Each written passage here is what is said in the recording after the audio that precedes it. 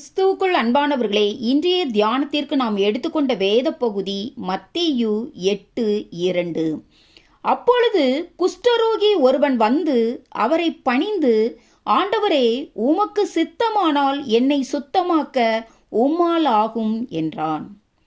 இங்கு இந்த மனிதனின் மேலான ஆவிக்குரிய விசுவாசத்தையும் தன்மையையும் பார்க்கும்போது மிகவும் ஆச்சரியமாக இருக்கிறது. இந்த மனிதன் எவ்வளவு காலம் இந்த வியாதியினால் பீடிக்கப்பட்டிருந்தான் என்பது நமக்கு தெரியாது. ஆனால் இவன் இங்கு குஷ்டரோகி என்று அழைக்கப்பட்டிருப்பதை பார்க்கிறோம்.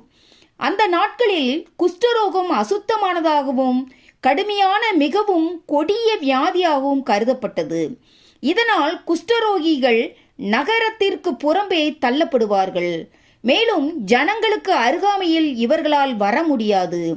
ஆகையால் அதில் பாதிக்கப்பட்டவர்கள் ஊருக்கு உள்ளே கூட அனுமதிக்கப்பட மாட்டார்கள்.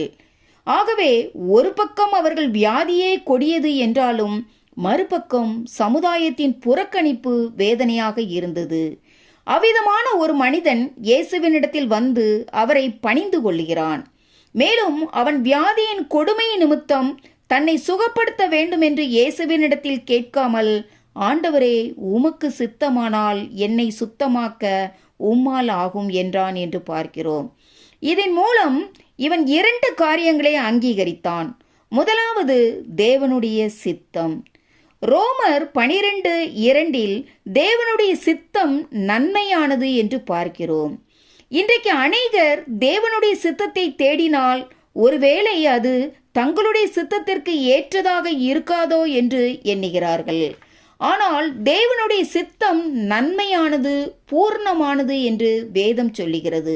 ஆகவே அதை தேடி அதற்கு ஒப்பு கொடுப்பதே நம்முடைய வாழ்க்கையில் நல்லது. இரண்டாவதாக, தேவனுடைய வல்லமை. அந்த மனிதன் தேவனுடைய வல்லமையையும் அறிந்திருந்தான். அவனுடைய வியாதி கொடியதுதான், ஆனால் தேவனுக்கு அது ஒரு பொருட்டல்ல என்பதை விசுவாசித்தான். இவை 2ஐயும் அங்கீகரித்த அந்த குஷ்டரோகி அந்த கொடிய வியாதி நீங்கினவனாய் திரும்பி சென்றான் என்று பார்க்கிறோம்.